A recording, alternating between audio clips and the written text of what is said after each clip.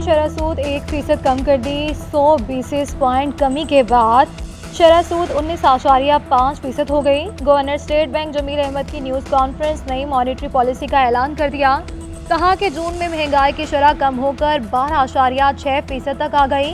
Current account खसारा भी कम होकर 32 crore 90 lakh dollar पर रहा। तमाम बैरूनी अदायगियाँ बर वक्त कर रहे हैं।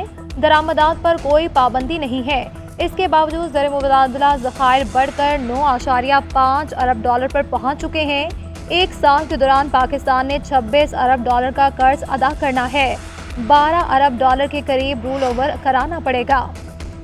फिच ने 7 माह बाद पाकिस्तान के लिए क्रेडिट रेटिंग में इजाफा कर दिया। रिपोर्ट के मुताबिक फिच ने पाकिस्तान की क्रेडिट रेटिंग CCC+ कर दी।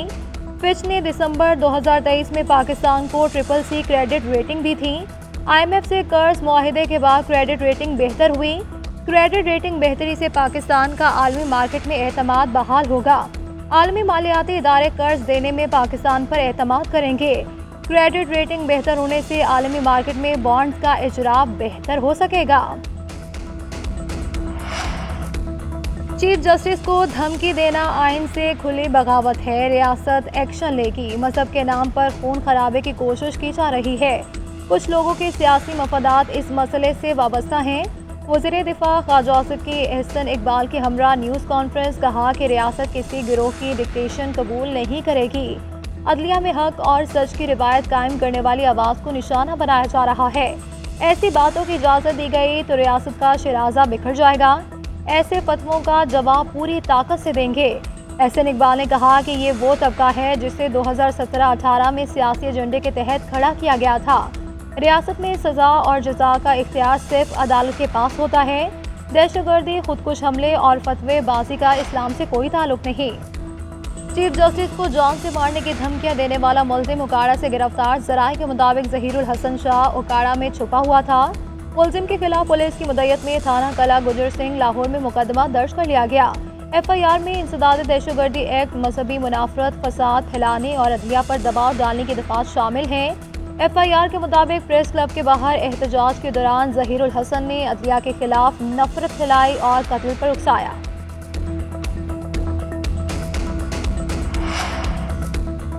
चीफ जस्टिस को कत्ल की धमकियां देने के खिलाफ सख्त एक्शन लिया जा रहा है। जहां पर कानून की हद अबूर होगी, रियासत कार्रवाई करेगी। वज़ीर कानून आज़म नज़ीर तारड़ की न्यूज़ कॉन्फ्रेंस कहा कि गिरफ्तारियां की जा रही हैं। किसी को कानून हाथ में लेने की इजाज़त नहीं दी जाएगी।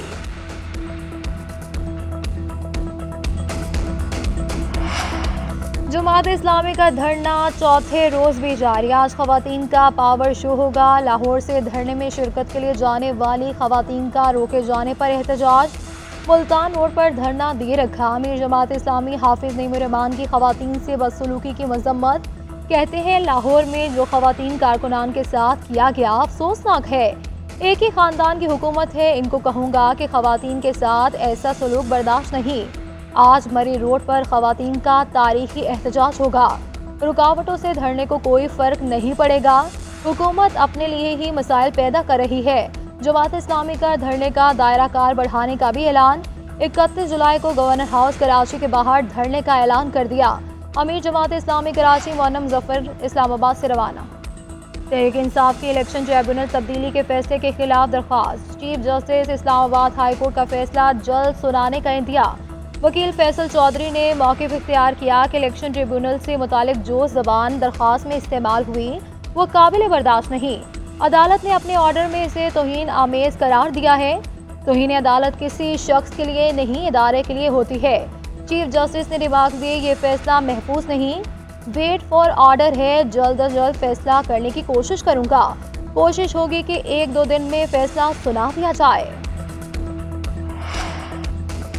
तहरीक इंसाफ ने मखसूस नशिस्तों के लिए 126 नामों की फहरिस्त जमा करवा दी। कौमी असम्बली के लिए आलिया हमजा, कवल जोज़फ, सनम जावेद, रिहाना डार शामिल होंगी। सिमाबिया ताहिर, मोमना बासित, नाइला मरवत, मलिहा अली और दीगर के नाम शामिल है।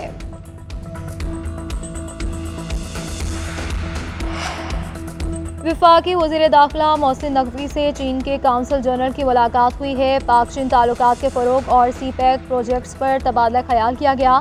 चीन के शहरियों और चीन के ताउन से जारी मंसूबों की सिक्योरिटी पर गुफ्तगू। वज़ीर दाखिला का कहना था कि सीपैक से पाकिस्तान और चीन के ताल्लुकात को नई जहत मिली है।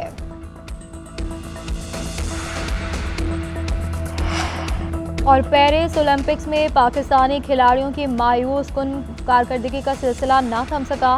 शूटिंग में पाकिस्तानी जोड़ी का फ्लॉप शो।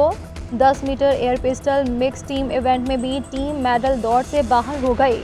कशमाला तल्लत और गुलफाम जोसेफ क्वालिफायर्स में हिम्मत हार गए।